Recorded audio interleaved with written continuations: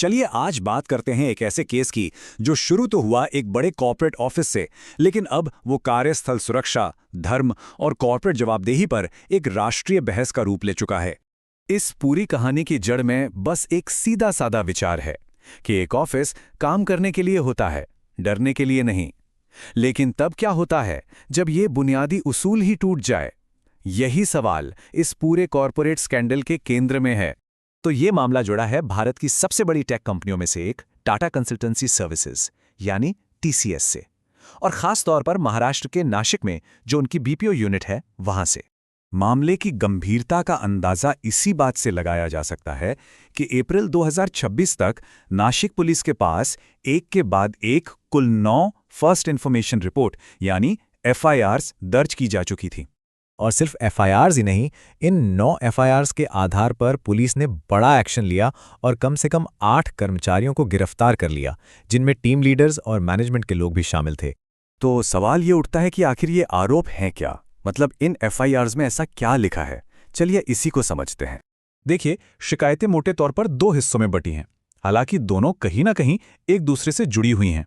एक तरफ है यौन उत्पीड़न और दूसरी तरफ है धार्मिक जबरदस्ती। आरोपों में गलत तरीके से छूने और प्रमोशन के बदले फेवर मांगने से लेकर हिंदू देवी देवताओं का अपमान करने और धर्म बदलने के लिए दबाव बनाने तक की गंभीर बातें शामिल हैं। यहीं पे सबसे बड़ा और सबसे जरूरी सवाल खड़ा होता है, टीसीएस जैसी इतनी बड़ी, इतनी जानी मानी कंपनी के अंदर ये सब इतने सालों तक चलता कैसे रहा? और इसका जवाब वो इसकी टाइमलाइन में छिपा है। पता है, ये आरोप कोई रातों रात सामने नहीं आए, ये तो सालों से पनप रहे थे। रिपोर्ट्स की माने तो ये घटनाएं 2022 से 2026 तक चली, मतलब एक लंबा अरसा जिसमें कंपनी का इंटरनल सिस्टम ऐसा लगता है कि कुछ करने में नाकाम रहा। पुलिस की जांच तो सीधे सीधे एक टूटे हुए इंटरनल सिस्टम की तरफ इशारा कर रही है। आरोप ये है कि एचआर और ऑपरेशंस के बड़े मैनेजर्स ने शिकायतों को सिर्फ नजरअंदाज ही नहीं किया, बल्कि उन्हें सक्रिय रूप से दबाया भी। और तो और उन्होंने वर्कप्लेस पर यौन उत्पीड़न को रोकने के लिए जो जरूरी पॉश कानून है, उनका भी पालन नहीं किया। तो फिर जब बात इतनी बढ़ गई तो कंपनी, पुलिस और जिन पर आरोप लगे उनका क्या कहना था? चलिए अब मामले के इस पहलू पर नजर डालते हैं। नासिक पुलिस ने इस मामले को बहुत गंभीरता से लिया।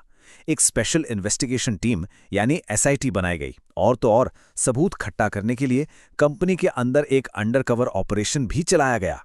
एक तरफ टीसीएस ने एक्शन लेते हुए सभी आरोपियों को सस्पेंड कर दिया और कहा कि उनकी उत्पीड़न के खिलाफ जीरो टॉलरेंस पॉलिसी है। वहीं दूसरी तरफ एक मुख्य आरोपी अभी भी गिरफ्तारी से बच रही हैं और अग्रिम जमानत की कोशिश में हैं। लेकिन कहानी में एक और एंगल है। एक आरोपी के परिवार ने इन सब आरोपों के पीछे एक बिल्कुल ही अलग वजह बताई है। उनके परिवार का कहना है कि ये पूरा का पूरा मामला ऑफिस पॉलिटिक्स और प्रोफेशनल जलन का नतीजा है।